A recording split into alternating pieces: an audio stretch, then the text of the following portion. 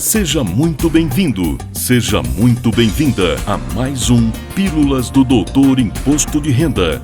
Dicas, orientações, notícias, informações úteis e conhecimento na dose certa. Com vocês, o professor Walter Coppi. Olá, vamos falar de imposto de renda. Decidi trazer o assunto em função de questionamentos que tenho recebido nas diversas formas de interação que tenho com as pessoas que seguem e acompanham os trabalhos do Doutor Imposto de Renda. Como na atualização da tabela foi alardeado que quem ganha até 2 salários mínimos não pagaria imposto de renda com a entrada em vigor dos novos valores e 2 salários mínimos a partir de maio, deu R$ 2.640. A pergunta que sempre recebo é: a primeira faixa da tabela é 2.640 ou 2.112? Repito aqui o que já disse em publicações e episódios anteriores. Para que a promessa de não tributar quem ganha até 2 salários mínimos fosse cumprida, o governo criou um artifício interessante. Aumentou a primeira faixa da tabela de R$ 1.903,98 para R$ 2.112, ou seja, um aumento de 10,93%. Mas permitiu o que eu chamo de antecipação do desconto simplificado. Isso significa que no ato do pagamento do salário, a fonte pagadora poderá deduzir da base de cálculo a importância de R$ 528, que quando somado aos R$ 2.112 da primeira faixa, dá exatamente o valor de R$ 2.640. Isso não significa dizer que o desconto simplificado está mudando de 20% para 25% sobre o rendimento tributável. É só uma questão matemática. 25% de R$ 2.112 e 20% de R$ 2.640 vão dar o mesmo resultado, ou seja, R$ 528 antecipados como redução da base de cálculo na fonte. Assim, quando o declarante que recebeu R$ 2.640 de rendimento for elaborar sua declaração de ajuste anual de 2024 e optar pelo desconto simplificado, esse desconto será de R$ 528, o que fará com que a base de cálculo caia para R$ 2.112, que é a faixa da tabela tributada à alíquota zero, ou seja, não vai pagar imposto de renda. Lembrando que somente a primeira faixa da tabela mensal foi reajustada em 10,93%. As demais faixas, 7,5%, 15%, 22,5% e 27,5%, não sofreram qualquer reajuste. A dedução é opcional, a fonte pagadora dos rendimentos é que decide se utiliza a dedução de R$ 528 ou não. Em tese, para rendimentos de até 2 salários mínimos, o desconto sempre será utilizado.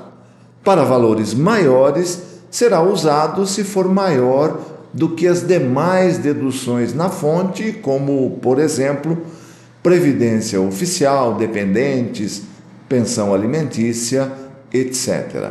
Para valores de renda superiores a R$ 10.000, o desconto será menor do que as despesas dedutíveis e, nesse caso, não valerá a pena optar pela dedução. Segundo expectativa do governo, cerca de 13 milhões de brasileiros deixarão de pagar imposto pela correção da tabela. Como não houve qualquer correção das demais faixas, rendas maiores também serão beneficiadas, mas quanto maior a renda, proporcionalmente o benefício da atualização será menor. Outra dúvida que tem sido recorrente é com relação aos rendimentos sujeitos ao recolhimento mensal obrigatório, o nosso velho conhecido Carnê-Leão. Como a medida provisória 1171 não fez qualquer distinção entre os tipos e origem dos rendimentos, basta que se enquadrem como rendimento ajustável na declaração para que possam se utilizar da dedução de R$ 528 mensalmente. Isso vale para aluguéis recebidos e outros rendimentos sujeitos ao Carnê-Leão. Se os R$ 528 forem mais vantajosos do que as deduções permitidas, a dedução poderá ser utilizada. Ressalto que a Receita Federal publicou a Instrução Normativa RFB número 2141 em 22 de maio último, consolidando os efeitos da correção da tabela e outros, como a exclusão da tributação dos juros sobre ações e acordos trabalhistas e também sobre pensão alimentícia recebida, entre outros assuntos. E como ainda temos tempo neste episódio, aproveito para replicar os alertas emitidos pela Receita Federal com relação às tentativas de fraudes que se intensificam quando os lotes de restituição começam a ser liberados.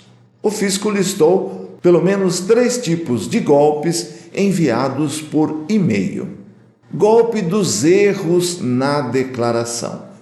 Fraudadores estão enviando e-mails fraudulentos alegando erro na declaração do IRPF, utilizando a sigla IRPF e termos comuns utilizados pela Receita Federal. Eles solicitam que os destinatários cliquem em links suspeitos ou forneçam informações pessoais, alegando ser necessário corrigir os supostos erros. Golpe da declaração na malha fina. Aqui, golpistas estão enviando comunicados falsos por e-mail, informando supostas divergências na declaração do IRPF. Alegam que a declaração está sob análise e passará pela malha fiscal. Mais uma vez é oferecido um link malicioso para download de um relatório com as divergências em um falso arquivo PDF. E o golpe da antecipação da restituição. Sites maliciosos prometem antecipar a restituição do imposto de renda, solicitando dados, documentos e informações fiscais, além de cobrar taxas para acelerar o processo. A Receita Federal reafirma que não envia comunicações eletrônicas contendo links ou solicitações de dados cadastrais ou fiscais. Reforço que a Receita Federal não encaminha esses e-mails em nenhuma situação e que, havendo qualquer dúvida, você pode entrar no Centro Virtual de Atendimento ao Contribuinte, o ECAC, e na opção Meu Imposto de Renda, consultar e acompanhar o processamento da sua declaração. E claro, jamais clique em qualquer link de mensagens suspeitas, sejam da Receita Federal ou qualquer outro que você não sabe a origem. É esse clique que vai instalar e infectar por vírus e outros malwares a sua máquina, o seu computador, o seu celular.